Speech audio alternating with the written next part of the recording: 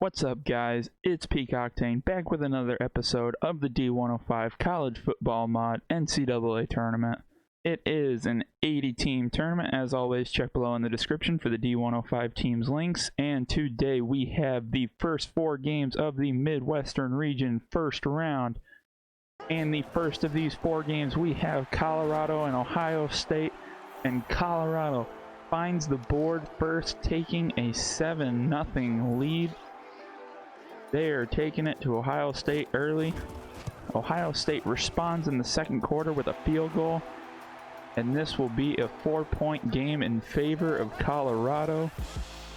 Colorado trying to do something in the last 2 minutes of the first half, and they get a huge play, and that is going to go all the way to the end zone for a touchdown. This is now going to be an 11-point lead for the Buffaloes. Can Ohio State do anything? And in response, with 17 seconds in the half, they get a touchdown, and that will cut the halftime lead down to 4 points. Ohio State opens up the second half with a touchdown, and they will have their first lead of the game.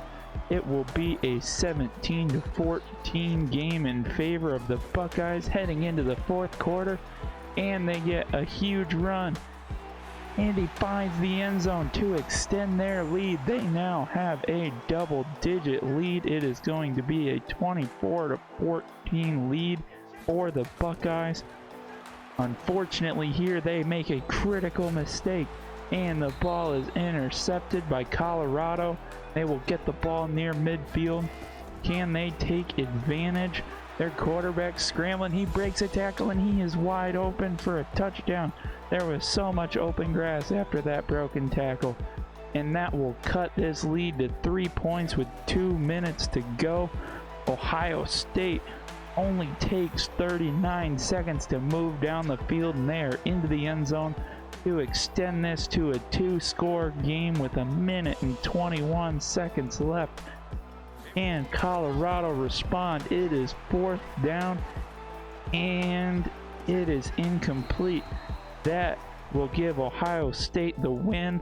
That is a 31-21 victory for the Buckeyes as they move on to the round of 32. Next up, we have Kentucky and Texas. Kentucky gets on the board first with a field goal to take an early 3-0 lead in this game. Texas trying to move the ball. They had some offensive struggles early, and it is an interception. And to make it worse, that is all the way for a touchdown. That is a pick 6 in Kentucky's favor, and that will be a 10-0 lead. Texas finally gets on the scoreboard with a field goal. Put this back at a 1-possession game in the second quarter. Texas trying to run the ball up the field, and Sam Ehlinger fumbles it. He fumbles it, and this will give Kentucky tremendous field position. They are down at the 23-yard line. And 2 plays later, Kentucky tight end jumps up into traffic, and he comes down with the ball in the end zone for a touchdown.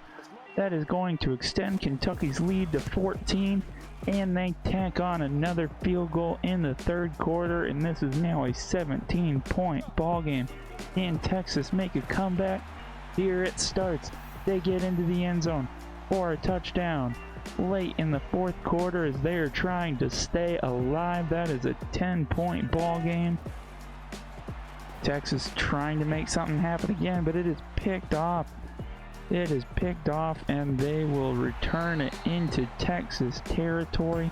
That is painful for the Longhorns as they are trying to mount this comeback. They drive down the field again. He hits the wide receiver, and oh my goodness, he fumbles it.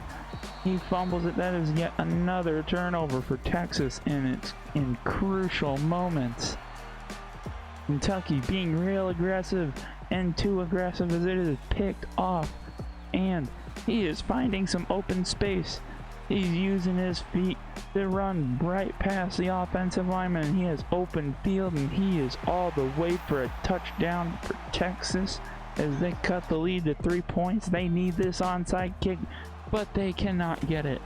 Kentucky will recover this ball, and Texas has no timeouts to stop the clock, and this will give Kentucky a 20-17 victory as the Wildcats will be moving on to the round of 32.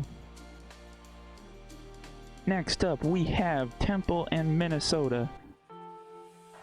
Temple lining up for a long field goal, and he squeaks it in, and that is going to give them a 3-0 lead early in this first quarter. Minnesota running the screen, gets tremendous blocking, and he runs untouched into the end zone for the touchdown. That will be Minnesota's first lead of the game at 7-3.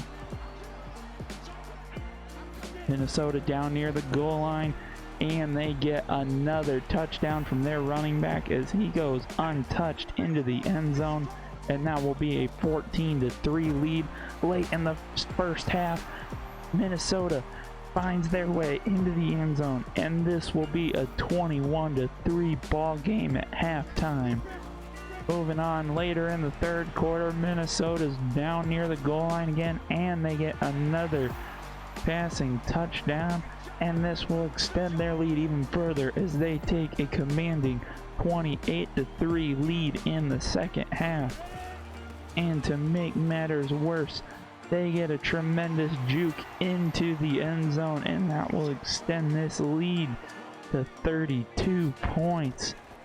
We are in the fourth quarter, and Temple is trying to gain some respect back, and they are into the end zone for their first touchdown of this game, and we have a 35-10 score. Temple trying to make something else happen with under a minute to go, and it's a tremendous catch and a tremendous job at staying on his feet by the wide receiver. He gets into the end zone to cut this lead down to 35-17, but the running back for Minnesota says not so fast. He finds an open hole, and he is running out the clock, and he will get into the end zone with 7 seconds left. That is a 73-yard touchdown to give the Golden Gophers a 42-17 victory, and Minnesota will be moving on to the round of 32. Last up today, we have South Carolina versus Notre Dame, and South Carolina is going to get on the board first with a field goal. We have third time today a field goal starting out the scoring. Ian Book gets a great pass to Chase Claypool, and he finds himself in the end zone for a touchdown. That is going to be a 7-3 lead for Notre Dame. South Carolina gets a huge juke, and he turns on the Jets, and he will make it all the way to the end zone. That is a 43-yard touchdown to take a 10-7 lead. Notre Dame, midway through the second quarter, gets a field goal of their own, and this will tie the game up at 10-10. South Carolina gets a huge play on defense as they pick off the ball, and there is not much speed at this point of the field, but he gets into the end zone for the pick six. That is going to be a 17-10 lead for South Carolina, but Ian Book says not so fast, and before the first half can end, he gets into the end zone for a touchdown, and we have a tie ball game at halftime. South Carolina moving down the field in the second half, and it is picked off. Notre Dame will take over near midfield. Notre Dame's moved down the field, and he finds Cole Kmet in the end zone for the touchdown. This gives Notre Dame the 24-17 lead that they will carry on to victory, and the Fighting Irish move on to the round of 32. Taking a look at this portion of the bracket, we can see Ohio State moving on to play Kentucky, and we have Minnesota going on to play Notre Dame in the round of 32. Please don't forget to like and subscribe if you enjoyed this video, and check out all the links down below, including my Twitch channel. Thanks, and bye.